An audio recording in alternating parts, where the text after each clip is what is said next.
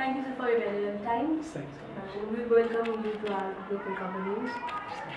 So we'll be talking about what entrepreneurship is, what education is, and the initiation that King's College has taken by making it the first business school in Nepal to bring entrepreneurship, the major concept that has changed the world these days, into practice and bringing in the youth, the vision that entrepreneurship is actually what Nepal needs today. We'll be dealing with that topic for a short time. So, how do you define what entrepreneurship is? In your personal view, not what others have said. Thanks so much for your question. I think entrepreneurship is creating like new things to solve some societal problems. I think that's how I take it. So, how can we link entrepreneurship and education? Why is education important in entrepreneurship? Because if you talk, like take the sort of like context of Nepal, we have always promoted the people to do sort of work for others. Either you go abroad or you work for others because that's really glamorous, that's fascinating, and then kind of sophisticated. Yes. I observed this thing like for long, and most of the business schools still, as a matter of fact, most of like placing their students, almost 100% of their students, into the banking sector and like others. So I feel that like Nepal is not under-resourced, it's under-managed and under-utilized. So if everyone goes and like joins the existing businesses, there is likely that new businesses will come. And that's why we wanted to sort of what do you call it, motivate the youths to go and set up their own business so that when our resources are mobilized, two, employment is created, three, apathic what do you call it, will be alleviated. Because if you go and like talk to our generation these days, most of the like youths say that there is no opportunity in Nepal game, so I'm trying to go abroad or something like that. So just to like what you call curb those issues and problems, I think like education can help train those students to go for entrepreneurship, to add value to our resources, to create the employment. Of course, entrepreneurship not only like provides self-employment, but then it also creates employment for others. So I think like it will have multiplier effect. On top of that, I always believe that, and I am a firm believer of small is beautiful, right? So Nepal has been like termed as a small but naturally very beautiful country. That means like, so we need to promote small entrepreneurship at the grassroots level. So if we could like send out like youth, educated, visionary, having exposure and having required knowledge to do the business sector, then only our business sector will be modernized, right? Otherwise, we talking about like commercializing agriculture, modernizing tourism, but then unless and until we produce good human resources, it will not be like happening automatically. So these are the reasons why like education has to support entrepreneurship. I strongly believe in these things. So entrepreneurship is generally about creating innovations, creating innovative ideas, and then getting into what people have not been doing and doing it as a manager level. So how do you deal that entrepreneurship can be different from the general business? How can entrepreneurs be more different than the managers? Like other schools have been creating business graduates who are managers, they have been learning different subjects. So what is the core subjects that entrepreneurship is extra adding into them so that they become not only a business graduate when they pass out from King's College, they'll also be an entrepreneur with thoughts and characteristics that can make them an entrepreneur. I think there are a lot of like components of the question. So answering the question one by one. Let me once more like clarify what entrepreneurship is. It is how it is different from regular business.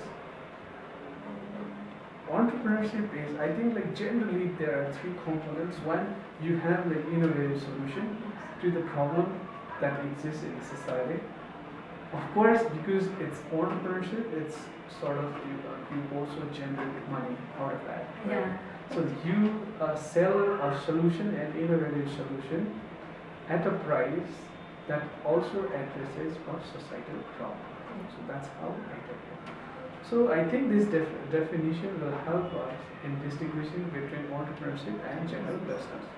When a business, an idea becomes regular, common, that goes into the general business. But then when you initiate something new to address a problem, I think that can be considered as entrepreneurship. And also there is another way to look at it. Generally, when we start what do you call new, entirely new kind of small business, small ventures, then which are considered to be entrepreneurship, and big corporates are not generally considered entrepreneurship. Of course, there are terms to denote innovation inside the corporates as well, such as the corporate entrepreneurship or intrapreneurship and all. So rather than going into so much of the sort of details into the difference between entrepreneurship and all, what we mean by entrepreneurship at King's College is that we support the students to initiate or to innovate something new, which would be able to sort of address the problem and self-generating. So this is what basically we mean by entrepreneurship. So talking about next thing, entities there are managers who are working in all. So why would need this entrepreneurship or something like that, right? So again, as I told you earlier, working for others would not help in creating new businesses. One, two. If you look at the spectrum of Nepalese landscape of Nepalese businesses, only a handful of families have been involved in the business sector for years and years and years. We need to break that. We need to break that. We need to promote the youth entrepreneurship, the startups, the first generation entrepreneurs. Why? One, we need to break the traditional mindset in the business. Two, we need to make our business more professional. Three, we need to take our businesses global. For that, we need exposure, we need vision, we need integrity, we need experience. So I believe that today's generations youths are well placed and equipped with all these characteristics so that we can take our businesses to a newer height. We can create new culture of business. We can see a lot of advances upon our businesses in the society. Our business these days doesn't have so much of good image to most of the people in the society because of all these things. Because we're not transparent, we don't have a long-term vision, we are not socially responsible, we are least both of our society, we are not transparent, we don't have good corporate governance, and we don't have high ambition to go global and all. So we need to break that. If we produce new breed of entrepreneurs who are ready to take up the challenges of mobilizing these resources, we call them entrepreneurial cadres, right? So they can take our business to a new height and next stage. Because we have not been tired of talking about globalization, regionalization, and international business. But then with the traditional mindset, with the traditional skill set, I don't think we will be able to take our, function in this global world. So this is the reason. I hope I answered your questions. Yes, very pretty sure. And in a different perspective, how do you feel that the entrepreneurship word, the term, has been understood by the new entrepreneurs that are working? There are people who claim themselves to be entrepreneurs. So, what is that one factor? What are those factors that entrepreneurs have? Great. When are you innovating? Are you doing something new? If it is not entirely new product or service, but then are you doing it more efficiently, more effectively, or in a sense more differently? So in that sense, you can call it entrepreneur. Again, rather than going into the discussion about the technologies and all, what we need as an entrepreneur is you need to, King's College always focuses on mobilizing our own local resources, as far as possible local technology and know-how, right? But then, are you adding some value? Are you creating some value out of that? Are you creating some wealth out of that? Because if you look at the definition, I'm pretty sure you must have done microeconomics, right? An entrepreneur, what does he or she do? You have land, you have capital, you already have these things. The only thing that you do is to put together all these things and create some additional value out of that, right? So that's what an entrepreneur should be doing. And of course, like because we focus so much on social entrepreneurship, you should also be sensitive towards the societal needs. While you are earning for yourself, you should not first harm the society negatively. If you can't do can't contribute positively, at least you should not be harming negatively. So that means, are you offering some solutions or sort of value to the society or not, right? So these are the things that we really consider. So, how do you feel that the qualities of entrepreneurship, the students are getting into the entrepreneurship knowledge? How are youths today in Nepal, they are showing their interest in this new subject, and how is the response that the college has been? To be very honest, unlike our expectation, the response has not been very exciting because of several reasons. For me, there are several reasons for this. One, we Nepalese are by virtue of our nature, we always want to be within the comfort zone. To our culture, since the starting from your family to the school, we teach the students to be not to be. We don't teach them to be independent thinker, independent decision maker. Rather, they are always spoon-fed by far, because your parents don't allow to make the decisions on your own because they love and care so much. But then unknowingly we are what you call spoon feeding them.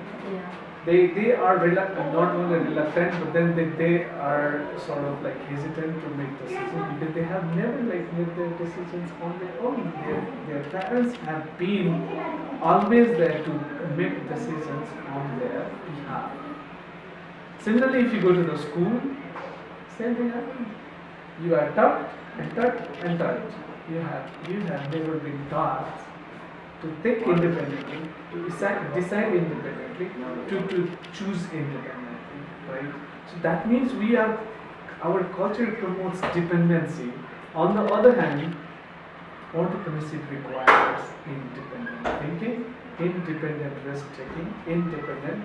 So the difference between working for others and working for yourself is that if you work for others, there are people who take the ultimate tension, ultimate charge. So you should not bother about this thing, right? So why do you take tension? Right? That's really difficult. But then when you work for others, the ultimate charge goes to you. So whatever happens, you are the ultimate charge. You can't depend on others. So that requires a lot of independent thinking, a lot of guts. Right? Two, because we've been trained again, most of the youths want to go abroad and all, right?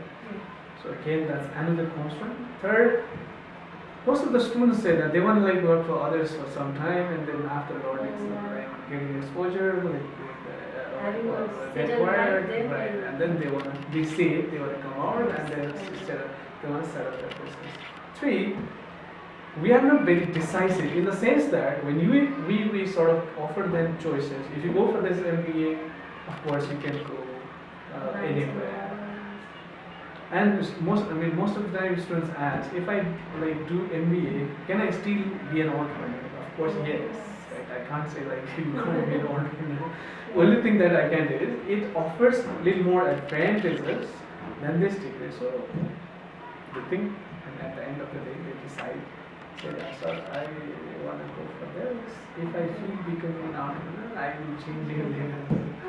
So these are the sort of I think questions of course. And on top of that, the business history or entrepreneurial history of this country is not very long. If you look at traditionally, again, as I mentioned earlier, why only like few, the people from few ethnic groups only are in business? Because traditionally our profession has been divided based on the caste system. A Brahmin doing a business doesn't suit, right? A Brahmin has to go either for politics or for like bureaucracy or education. Nevar has to do a business. Malradi has to do a business, right? So this is how we have been grown. This is how we have been trained traditionally. So we need to break that, and it's breaking such a powerful tradition. It's not like very easy, right? So that is, I think, another factor. On top of that, again, like moreover, you must have heard of this terminology which is very popular, entrepreneurial ecosystem. So to facilitate entrepreneurship, you need to have a good entrepreneurial ecosystem. Our ecosystem, if you talk of the ecosystem, it's not very positive, right? And most of the time students say that I don't have money, I want to do business, how? So banks are not so supportive, the venture capitalists are not there. Family is not supporting. Who would support today? Most of the schools like will teach you to be a doctor, to be an engineer, to be a CA maybe. Yeah. So they have like extra coaching for that. They have preparation centers for that. But have you ever seen a coaching center or like advice center or training center that promote entrepreneurship? Have you seen any teacher who teaches at the school level or plus 2 level who advises you to be an entrepreneur? No. Right. Have you seen any like parents who advise you to set up a business? No. And one more reason. When you are passing out, let's say as a graduate, you have a job. For example, tomorrow Badminton is coming to recruit some of the floor managers at our school. Common salary 20,000. So ready made, you go there, start earning 20,000 rupees, your lifestyle has gone up. So entrepreneurship is also, because it is the risk, it's also the uncertainty. That's what basically it means, right? So you're uncertain. When will you be able to make 20,000 money? You never know.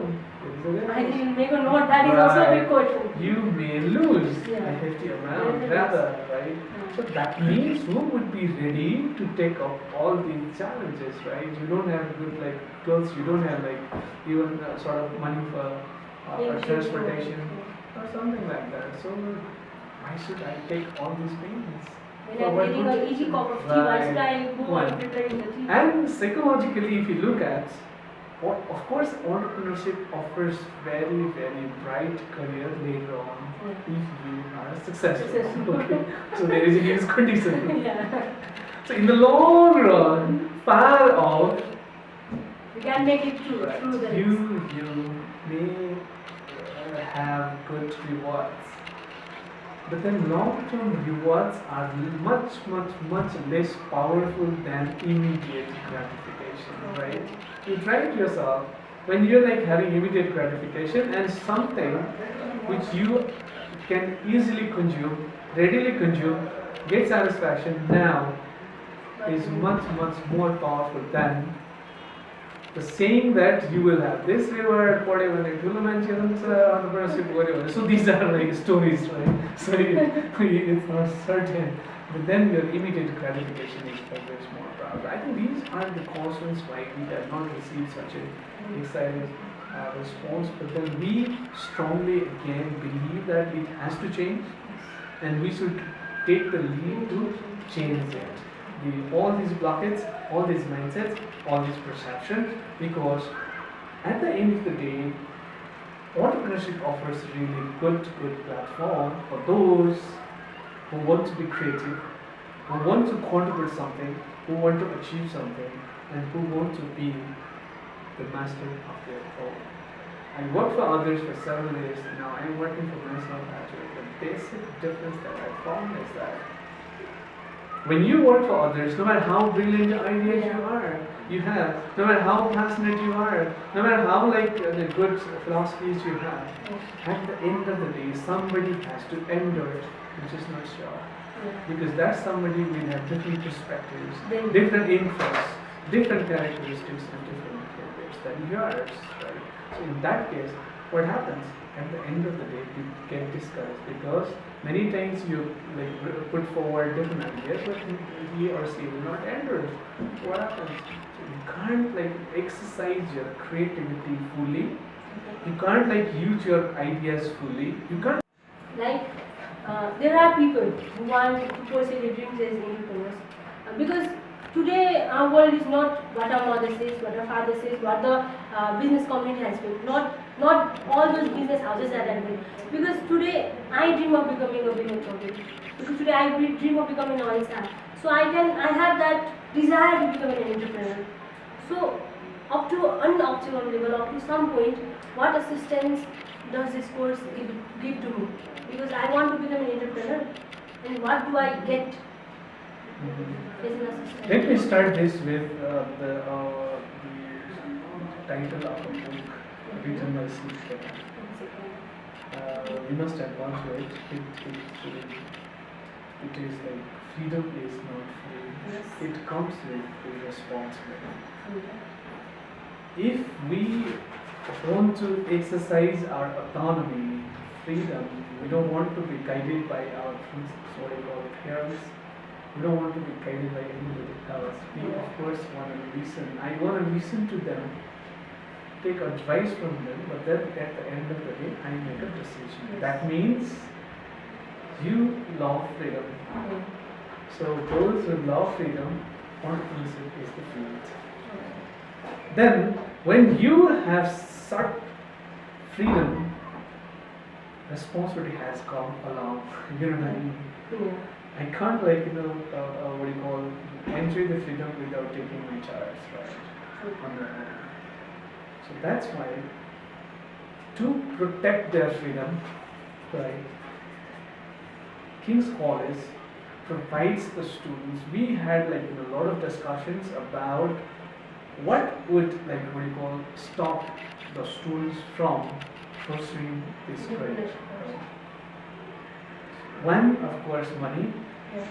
Two, survival or earning for survival for a certain period of time. Basic funding for a certain period of time. Yeah. Three, who would advise me? Who would guide me? Who would hold my hand up to When I have a certain problem, level? exactly. Who would give me money to at least the seed money to initiate my business? So I think these are the bottlenecks or the constants or the issues or the problems that the students or a new starter would feel. Right? So having looked at all these constants, that's why King's College has designed a program under its incubation center. When we provide them working space, well-equipped working space, utility, computer, internet, office, everything, presentation, whatever they need to initiate their business, whatever official setup, an ideal official setup, they would require one. Two, they need mentorship, advising. So we provide functional mentorship plus industry mentorship. That means we provide them mentorship on marketing, different aspects of business, plus industry specific mentorship. That means if you are setting up your business in tourism, we get a mentor from tourism industry and advise them. And three, they may require some seed money. So we provide them seed money up to 150,000. And you may be aware that Clean Energy Bank provides up to 300,000 rupees collateral-free loan. Based on your business, right? So that means you already have four and a half lakhs rupees. And my sincere advice, based on the researches and experience all over the world, it's a small business. Don't think of a big business now. Of course, you should have big vision, but you need to start very small. Even if you fail, you are not losing so much. This is kind of learning platform as well, right? It's likely that you fail. So even if you fail, You don't have much to lose. Right. You learn from that. So in that case, my sincere advice is that you need to start with a very, very, very little capital. Okay. Learn out of that, earn out of that.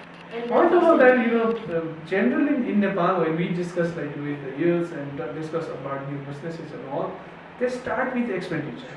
I'll set up nice office, buy nice computers, laptop, Apple laptop, right? I mean Mac book and all. Hire a beautiful like secretary, front desk and all with nice carpet and a big office, curtain, nice, right. for full furniture. And that is the big mistake that we make. Unless and until you make sure that your revenue is coming, you should not spend even a single penny if possible. Yes. You know what I mean? Yes. So have one laptop, fine, whatever. It's so cheap these days, laptop, like basic laptop, because you are not becoming a designer most of the cases, Yeah. right? You need a basic computer for computer works and all, right? So that's when we are providing their work. I mean, they work office, so you don't need to pay rent. Okay. You don't need to buy computers, we provide them, right? You don't need to pay for internet, and we provide.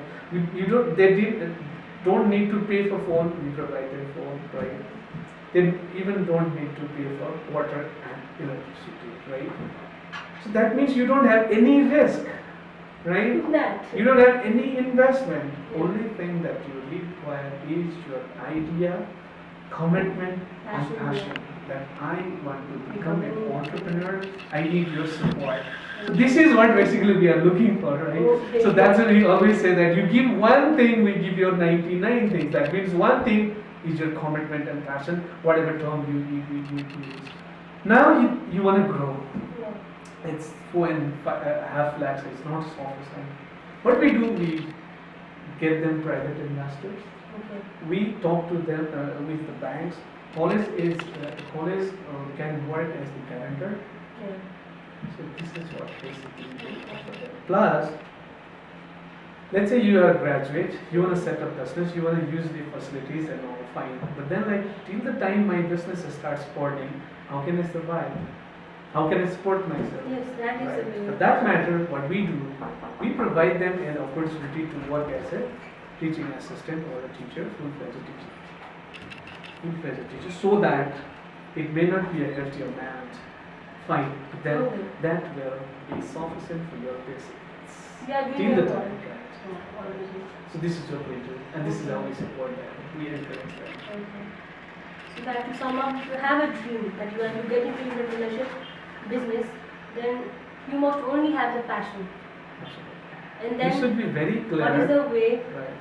You should be very clear what you want to do in your life, what kind of dream you want to pursue. Are you ready to become your own master? Are you ready to live off the life at the fullest? That means you live your life at the fullest when your dream you can pursue or you can drive your dream on your own, right? And then Otherwise, you are not living your life at the fullest because you are compromising somewhere because you like this, you are doing your ideas, something else, right? your own goals. So that is the only thing that one requires. One is required to have to be an entrepreneur.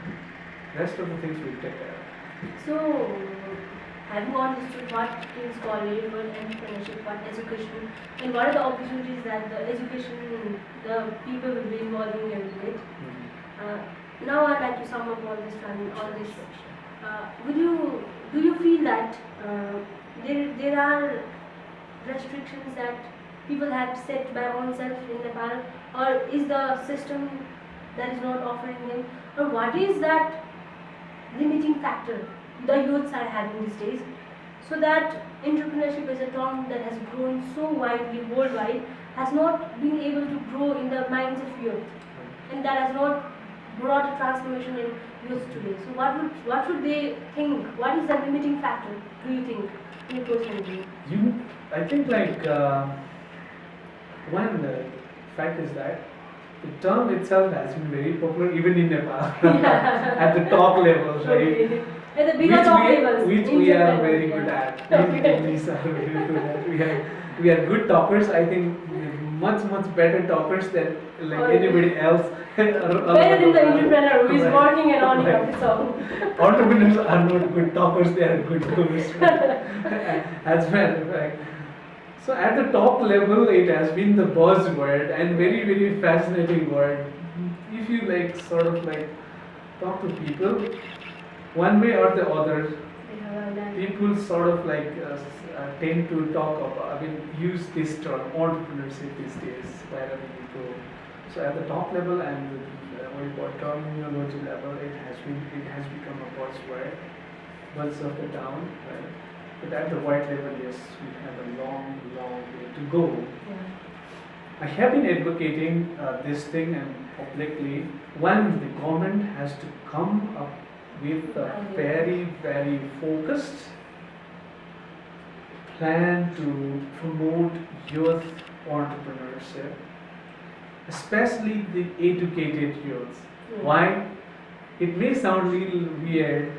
Why? Because we need to glamorize this field as well so that a visionary or trendy or modern person joins something, there will be a lot of other followers. So we need to create the icons, we need to create the celebrities so that others will be able to follow. Okay.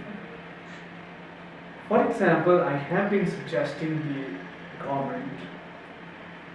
They have, I think they are coming up with youth council or something like that. So I have suggested, advise them to have a very, very professional, central professional body comprising of the experts, not the political people, not the bureaucratic people. Okay. Call for ideas. How many ideas can you forward?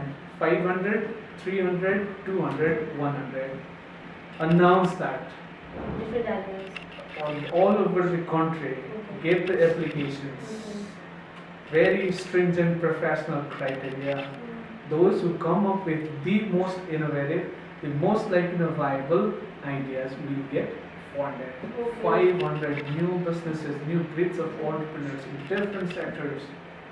What more you need? Like in a year, you're funding, let's say 200 or whatsoever number. So we need to focus. We need to really take these things out of the bureaucratic, what do you call it, system and political system. Otherwise, it will again become like this Yuba Soros curriculum, highly politicized, then the work is right.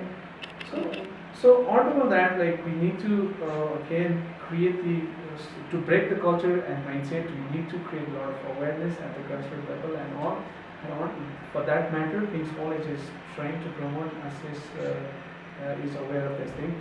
So we are trying to create the awareness at the lower level of education and at the grassroots level. So we are coming up with a plan called Nepal Yatra, Entrepreneurship Nepal Yatra.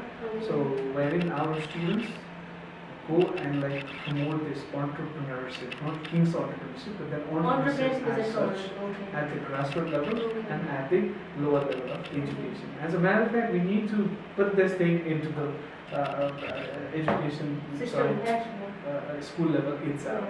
Okay, and we are also supporting this initiative organized by Open Space. This World School of Leadership and Entrepreneurship for the what we call it.